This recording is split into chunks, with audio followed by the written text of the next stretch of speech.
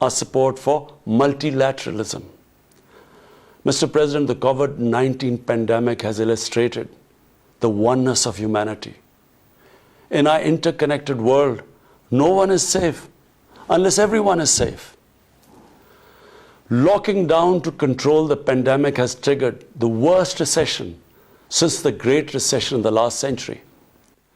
This has hit the poorest countries the hardest, as well as the poor in all the countries. In Pakistan, we realized very early on that if we imposed a strict lockdown, the type that several affluent countries had imposed, we would have more people dying of hunger than the virus. Therefore, we adopted a policy of smart lockdown. While concentrating on the hotspots, the virus hotspots, we opened up our agriculture sector immediately, and then followed it up by the construction sector, which employed most of the people. At the same time, and this is despite financial constraints, my government deployed $8 billion, unprecedented amount, for our health services, plus support the poorest and most vulnerable households with direct cash payments through SARS program, and then subsidies to the small businesses.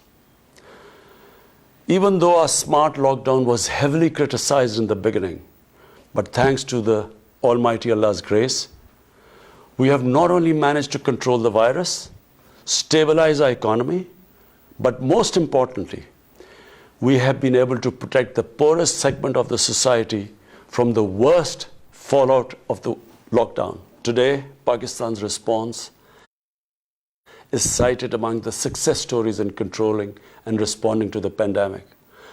However, we are still not out of the woods, like no country is out of the woods today. But Mr. President, it was obvious from the outset that developing countries would need fiscal space to respond to and recover from the COVID crisis. Debt relief is one of the best ways to create that fiscal space for developing countries. Therefore, in early April, I called for a global initiative on debt relief. We appreciate the G20's official debt suspension initiative and the emergency and rapid financing offered by the IMF, World Bank, Asian Development Bank, and UN agencies. This, however, is not going to be enough. The IMF has estimated that developing countries will need over $2.5 trillion to respond and recover from the crisis. The official debt suspension will need to be extended and expanded. Additional debt relief measures will also be needed. Development banks should ensure adequate financial inflows. Rich countries have generated over $10 trillion to finance their own response and recovery. They should support the creation of at least $500 billion in new special drawing rights for the developing world. Mr. President, in my address to the General Assembly last year, I had highlighted the tremendous damage that illicit financial flows from developing countries to rich countries and to offshore tax havens cause. This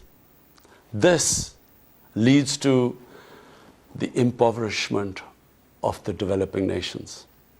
Money that could be used towards human development is siphoned off by corrupt elites. The loss of foreign exchange causes currency depreciation. That in turn leads to inflation and poverty. The quest for getting back these stolen resources is nearly impossible, given the cumbersome procedures. Moreover, the powerful money launderers have access to the best lawyers. And sadly, because they are the beneficiaries, there is a lack of political will in the rich countries to curb this criminal activity.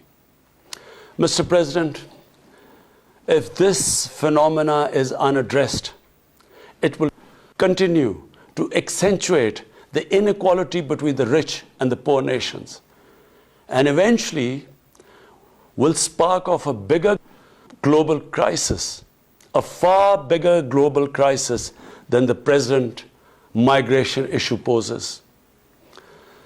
The rich states cannot hold forth on human rights and justice when they provide sanctuary to money launderers, to their looted wealth. There are robust anti-money laundering and anti-terror financing regimes. I call upon this assembly to take the lead in efforts to build a global framework to stem the illicit financial flows and ensure speedy repatriation of stolen wealth. It is important to realize that the aid that flows from rich countries to the developing world is minuscule compared to the massive outflows by our corrupt elites. Mr. President, this year, I must again reiterate the threat posed to mankind due to climate change. Unprecedented fires in Australia, Siberia, California, Brazil. Unprecedented floodings in various parts of the world. Record temperatures, even in the Arctic Circle. This should make all of us worried for our future generations. Commitments made through the Paris agreements must be fulfilled. In particular, the commitment to mobilize $100 billion annually as climate finance. Pakistan's contribution to carbon emissions is minimal, but it is one of those countries most affected by climate change. Yet, we have decided to take the lead as we consider addressing climate change a universal responsibility. We have launched an extremely ambitious program to plant 10 billion trees in the next 3 years as a contribution to mitigating the effects of climate change. Mr. President, the pandemic was an opportunity to bring humanity together. Unfortunately, it has instead fanned nationalism, increased global tensions, and given rise to racial and religious hatred and violence against vulnerable minorities in several places. These trends have also accentuated Islamophobia. Muslims continue to be targeted with impunity in many countries.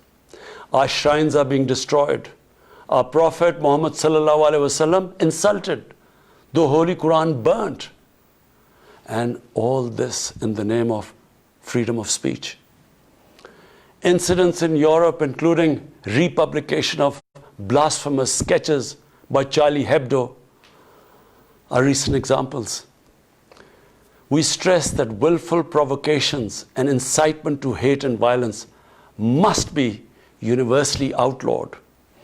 This assembly should declare an international day to combat Islamophobia and build a coalition to fight the scourge that splits humanity. Mr. President, the one country in the world today where I'm sad to say the state sponsors Islamophobia, and that is India. The reason behind this is the RSS ideology that unfortunately rules India today. This extremist ideology was founded in the 1920s. The RSS founding fathers were inspired by the Nazis, and they adopted their concepts of racial purity and supremacy. While the Nazis' hate was directed at the Jews, the RSS directs it towards the Muslims and to a lesser extent, the Christians. They believe that India is exclusively for Hindus and others are not equal citizens. The secularism of Gandhi and Nehru has been replaced by the dream of creating a Hindu Rashtra by subjugating, even cleansing, India's 200 million Muslims and other minorities. In 1992, the RS destroyed the Babri Masjid. In 2002, some 2,000 Muslims were slaughtered in Gujarat, and this was under the watch of Chief Minister Modi. In 2007, over 50 Muslims were burnt alive by RSS arsonists aboard the Samjhota Express train. In Assam, around 2 million Muslims face the prospects of being arbitrarily stripped of their nationality through the adoption of discriminatory laws. There are reports of large concentration camps being filled by Muslim Indian citizens. Muslims were falsely blamed, vilified, and victimized for spreading the coronavirus. They were denied medical attention on many occasions. Their businesses were boycotted. Cow vigilantes attack and kill Muslims with impunity. Last February, Muslims faced targeted killings with police complicity in New Delhi. Mass registrations in the past have often been a precursor to genocide. For example, the Nuremberg laws in Germany in 1935, and then in 1982 in Myanmar. The Hindutva ideology is set to marginalize almost 300 million human beings, Muslims, Christians, and Sikhs. This is unprecedented in history, and this does not augur well for the future of India. As we all know, that marginalization of human beings leads to their radicalization. Mr. President, for over 72 years, India has illegally occupied Jammu and Kashmir against the wishes of the Kashmiri people and in blatant violation of the resolutions of the Security Council and indeed its own commitments to the people of Kashmir. On 5th August last year, India illegally and unilaterally sought to change the status of the occupied territories and deployed additional troops, bringing the total number to 900,000, to impose a military siege on 8 million Kashmiris. All Kashmiri political leaders were incarcerated. About 13,000 Kashmiri youth were abducted and thousands tortured. A complete curfew was imposed, accompanied by a total communications blackout. Indian occupation forces have used brute force, including pellet guns against peaceful protesters, imposed collective punishments, including the destruction of entire neighborhoods, and extrajudicially murdered hundreds of innocent young Kashmiris in fake encounters, refusing even to hand over their bodies for burial. The Kashmiri media and those daring to raise their voice are being systematically harassed and intimidated through the use of draconian laws. All of this is well documented in the reports of the United Nations High Commissioner for Human Rights, communications from the Special Rapporteurs of Human Rights Council, statements from human rights and civil society organizations. The international community must investigate these grave violations and prosecute the Indian civil and military personnel involved in state terrorism and serious crimes against humanity being perpetrated, I'm sad to say, with complete impunity. The objective of this brutal campaign is to impose what the RSS BJP regime has itself called the final solution for Jammu and Kashmir. To this end, the military siege is being followed by moves to change the demographic structure of the occupied territory. This is an attempt to obliterate the distinct Kashmiri identity in order to effect the outcome of a plebiscite envisaged in the UN Security Council resolutions. This action is in violation of the UN Charter, Council resolutions, and international law, particularly the 4th Geneva Convention. Changing demographic structure of occupied territory is a war crime. Mr. President, the brave Kashmiri people will never submit to Indian occupation and oppression. Their struggle is indigenous. They are fighting for a just cause, and generation after generation have laid down their lives to rid themselves of Indian occupation. The government and people of Pakistan are committed to standing by and supporting their Kashmiri brothers and sisters in the legitimate struggle for self-determination. Mr. President, in order to divert attention from its illegal actions and atrocities in Indian-occupied Jammu and Kashmir, India is playing a dangerous game of upping the military ante against Pakistan in a nuclearized environment. Despite constant Indian provocations and ceasefire violations along the line of control and the working boundary, targeting innocent civilians, Pakistan has exercised maximum restraint. We have consistently sensitized the world community about a false flag operation and another ill-conceived misadventure by India. My parents, Mr. President, were born in the colonial India, and I was the first generation that grew up in an independent Pakistan. I want to make it clear that any attempt by the fascist, totalitarian, RSS-led Indian government to aggress against Pakistan will be met by a nation that will fight for its freedom to the end. Mr. President, there will be no durable peace and stability in South Asia until the Jammu and Kashmir dispute is resolved on the basis of international legitimacy. Kashmir has been rightly described as a nuclear flashpoint. The Security Council must prevent a disaster conflict and secure the implementation of its own resolutions, as it did in the case of East Timor. The Council has considered the situation in Jammu and Kashmir 3 times in the past year. It must take appropriate enforcement actions. It must also take steps to protect the Kashmiris from an impending genocide by India. Pakistan has always called for a peaceful solution. To this end, India must ascend.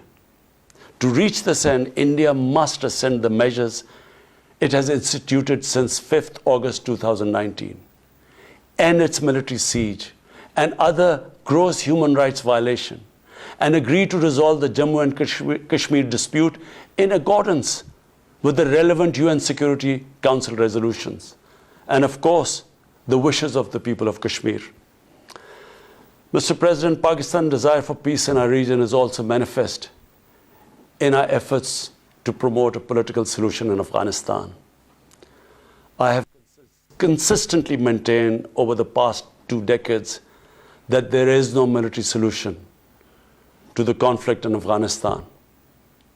The only way forward was and is a political settlement which involves the full spectrum of Afghanistan's political actors. Pakistan fully facilitated the process that culminated in the US-Taliban peace agreement on 29 February 2020. Pakistan is deeply gratified that it has fulfilled its part of the responsibility. The Afghan leaders must now seize this historic opportunity to achieve reconciliation and restore peace in their war-torn country. Through the intra-Afghan negotiations that commenced on 12th of September, they must work out an inclusive, broad-based, and comprehensive political settlement.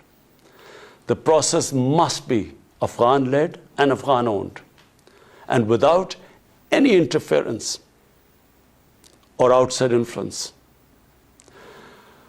Early return of Afghan refugees must be part of this political solution. After almost 2 decades of war, it is imperative not to allow spoilers within and outside Afghanistan to subvert the peace process. Peace and stability in Afghanistan will open new opportunities for development and regional connectivity. Mr. President,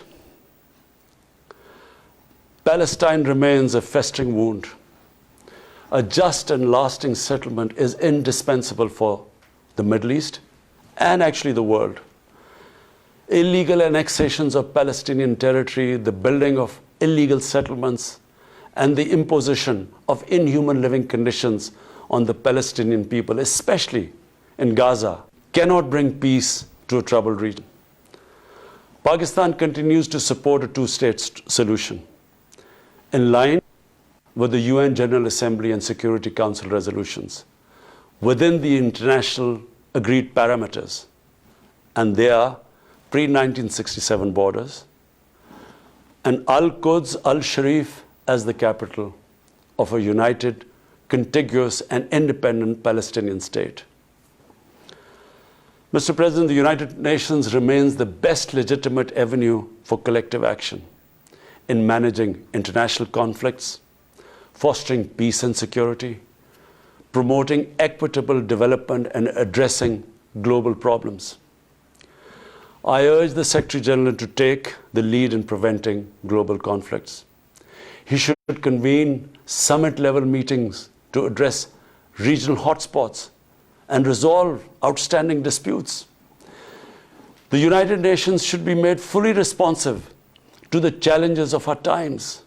A comprehensive reform of the United Nations, including the Security Council, is essential to promote greater democracy, accountability, transparency, and efficiency. Pakistan will continue to participate actively in this process and endeavor with other member states to build a world where conflict is outlawed and equitable prosperity for all pursued in conditions of peace and security. I thank you. وزیراعظم عمران خان اقوام متحدہ کی general assembly کے اجلاس سے خطاب کر رہے تھے. آپ یہ خطاب ملاحظہ کر رہے تھے. وزیراعظم عمران خان نے ایک مرتبہ پھر پوری دنیا کے سامنے نہ صرف مسئلہ کشمیر بلکہ اسلاموفوبیا کے حوالے سے بھی گفتگو کی.